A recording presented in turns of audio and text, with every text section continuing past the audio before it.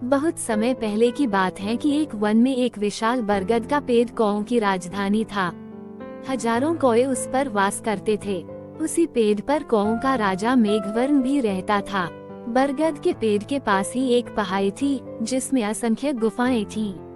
उन गुफाओं में उल्लू निवास करते थे। उनका राजा अरिमर्दन था। अरिमर्दन बहुत पराक्रमी राजा था। कौओं को तो उसने उल्लुओं का दुश्मन नंबर 1 घोषित कर रखा था। उसे कौओं से इतनी नफरत थी कि किसी कौए को मारे बिना वह भोजन नहीं करता था। जब बहुत अधिक कौए मारे जाने लगे तो उनके राजा मेघवर्ण को बहुत चिंता हुई। उसने कौओं की एक सभा इस समस्या पर विचार करने के लिए बुलाई।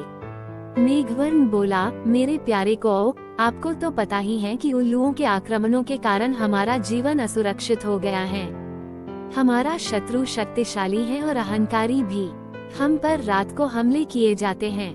हम रात को देख नहीं पाते। हम दिन में जवाबी हमला नहीं कर पाते क्योंकि वे गुफाओं के अंधेरों में सुरक्षित बैठे रहते हैं। फिर मेघवर्ण ने सियाने और बुद्धिमान कौओं से अपने सुझाव देने के लिए कहा। एक डरपोक कौवा बोला, हमें उल्लू से समझौता कर लेना चाहिए। वो जो शर्तें रखें, हम स्वीकार करें। अपने से ताकतवर दुश्मन से पिटते रहने में क्या तुक है। बहुत से कौओं ने कां कां करके विरोध प्रकट किया। एक गर्म दिमाग का कौवा चीखा, हमें उन दुष्टों से बात नहीं करनी चाहिए। सब उठो और उन पर आक्रमण कर दो। एक निराशावादी कौवा बोला, शत्रु बलवान है, हमें ये स्थान छोड़कर चले जाना चाहिए। सियाने कौए ने सलाह दी, अपना घर छोड़ना ठीक नहीं होगा। हम यहाँ से गए तो बिल्कुल ही टूट जाएंगे। हमें यहीं रहकर और पक्षियों से सहायता लेनी चाहिए। कौम में सबसे चतुर व बुद्धिमान स्थिरजीवी नामक कौवा था, जो चुपचाप बैठा सबकी दलीलें सुन रहा था। राजा मेघवर्ण उसकी ओर मुड़ा, महाशय, आप चुप हैं, मैं आपकी राय जानना चाहता हूँ। स्थिरजीवी बोला, महाराज, शत्रु अधिक शक्तिशाली हो तो छल नीति से काम लेना चाहिए। कैसी छल नीति, जरा साफ साफ बताए, स्थिरजीवी। राजा ने कहा। स्थिरजीवी बोला, आप मुझे भला बुरा कहिए और मुझ पर जानलेवा हमला कीजिए। मेघवर्ण चौंका, यह आप क्या कह रहे हैं स्थिरजीवी। स्थिरजीवी राजा मेघवर्ण वाली डाली पर जाकर कान में बोला, छल नीति के लिए हमें यह नाटक करना पड़ेगा। हमारे आसपास के पेड़ों पर उल्लू जासूस हमारी इस सभा की सारी कार्यवाही देख रहे हैं। उन्हें दिखाकर हमें फूट और झगड़े का नाटक करना होगा। इसके बाद आप सारे कौओं को लेकर ऋषिमुख पर्वत पर जाकर मेरी प्रतीक्षा करें। मैं उल्लुओं के दल में शामिल होकर उनके विनाश का सामान जुटाऊंगा। घर का भेदी बनकर उनकी लंका ढाऊंगा। फिर नाटक शुरू हुआ। स्थिरजीवी चिल्लाकर बोला, मैं जैसा कहता हूँ वैसा कर राजा के बच्चे, क्यों हमें मरवाने पर तुला है। मेघवर्ण चीख उठा, गद्दार, राजा से ऐसी बदतमीजी से बोलने की तेरी हिम्मत कैसे हुई। कई कौए एक साथ चिल्ला उठे, इस गद्दार को मार दो। राजा मेघवर्ण ने अपने पंख से स्थिरजीवी को जोरदार झापड़ मारकर तनी से गिरा दिया और घोषणा की, मैं गद्दार स्थिरजीवी को कौवा समाज से निकाल रहा हूँ। अब से कोई कौवा इस नीच से कोई संबंध नहीं रखेगा। आसपास के पेड़ों पर छिपे बैठे उल्लू जासूसों की आंखें चमक उठी। उल्लुओं के राजा को जासूसों ने सूचना दी कि कौओं में फूट पड़ गई है। मारपीट और गाली गलौच हो रही है। इतना सुनते ही उल्लुओं के सेनापति ने राजा से कहा, महाराज, यही मौका है कौओं पर आक्रमण करने का। इस समय हम उन्हें आसानी से हरा देंगे। उल्लुओं के राजा अरिमर्दन को सेनापति की बात सही लगी। उसने तुरंत आक्रमण का आदेश दे दिया।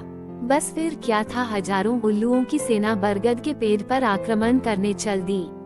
परंतु वहाँ एक भी कौवा नहीं मिला। मिलता भी कैसे। योजना के अनुसार मेघवर्ण सारे कौओं को लेकर ऋषिमुख पर्वत की ओर कूच कर गया था। पेड़ खाली पाकर उल्लुओं के राजा ने थूका, कौए हमारा सामना करने की बजाय भाग गए। ऐसे कायरों पर हजार थू। सारे उल्लू हू हू की आवाज निकालकर अपनी जीत की घोषणा करने लगे। नीचे झाड़ियों में गिरा पड़ा स्थिरजीवी कौवा ये सब देख रहा था।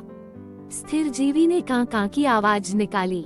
उसे देखकर जासूस उल्लू बोला, अरे ये तो वही कौवा है जिसे इनका राजा धक्का देकर गिरा रहा था और अपमानित कर रहा था। उल्लुओं का राजा भी आया। उसने पूछा, तुम्हारी ये दुर्दशा कैसे हुई? स्थिर जीवी बोला, मैं राजा मेघवर्ण का नीति मंत्री था। मैंने उनको नेक सलाह दी कि उल्लुओं का नेतृत्व इस समय एक पराक्रमी राजा कर रहे हैं। हमें उल्लुओं की अधीनता स्वीकार कर लेनी चाहिए।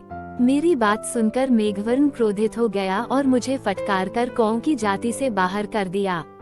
मुझे अपनी शरण में ले लीजिए।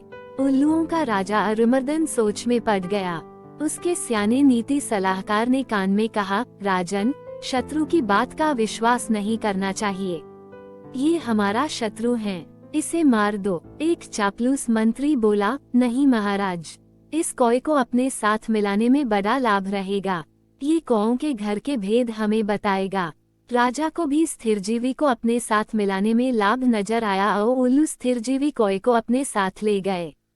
वहां अरिमर्दन ने उल्लू सेवकों से कहा, स्थिरजीवी को गुफा के शाही मेहमान कक्ष में ठहराओ। इन्हें कोई कष्ट नहीं होना चाहिए। स्थिरजीवी हाथ जोड़कर बोला, महाराज, आपने मुझे शरण दी, यही बहुत है। मुझे अपनी शाही गुफा के बाहर एक पत्थर पर सेवक की तरह ही रहने दीजिए। वहां बैठकर आपके गुण गाते रहने की ही मेरी इच्छा है। इस प्रकार स्थिरजीवी शाही गुफा के बाहर डेरा जमाकर बैठ गया। गुफा में नीति सलाहकार ने राजा से फिर से कहा, महाराज, शत्रु पर विश्वास मत करो। उसे अपने घर में स्थान देना तो आत्महत्या करने समान है। अरिमर्दन ने उसे क्रोध से देखा, तुम मुझे ज्यादा नीति समझाने की कोशिश मत करो। चाहो तो तुम यहाँ से जा सकते हो। नीति सलाहकार उल्लू अपने 2-3 मित्रों के साथ वहाँ से सदा के लिए ये कहता हुआ विनाशकाले विपरीत बुद्धि। कुछ दिनों बाद स्थिरजीवी लकड़ियाँ लाकर गुफा के द्वार के पास रखने लगा। सरकार, सर्दियाँ आने वाली हैं। मैं लकड़ियों की झोपड़ी बनाना चाहता हूँ ताकि ठंड से बचाव हो। धीरे धीरे लकड़ियों का काफी ढेर जमा हो गया। एक दिन जब सारे उल्लू सो रहे थे तो स्थिरजीवी वहाँ से उठकर सीधे ऋषिमुख पर्वत पर पहुँचा, जहाँ मेघवर्ण और कौ सहित उसी की प्रतीक्षा कर रहे थे। स्थिरजीवी ने कहा, अब आप सब निकट के जंगल से जहाँ आग लगी है एक एक जलती लकड़ी चोंच में उठाकर मेरे पीछे आइए। कौ की सेना चोंच में जलती लकड़ियाँ पकड़ स्थिरजीवी के साथ उल्लुओं की गुफाओं में आ पहुँचा। स्थिरजीवी द्वारा ढेर लगाई लकड़ियों में आग लगा दी गई। सभी उल्लू जलने या दम घुटने से मर गए। राजा मेघवर्ण ने स्थिरजीवी को कौवा रत्न की उपाधि दी। सीखा, शत्रु को अपने घर में पनाह देना अपने ही विनाश का सामान जुटाना है। ऐसे ही वीडियो के लिए मुझे सब्सक्राइब करें।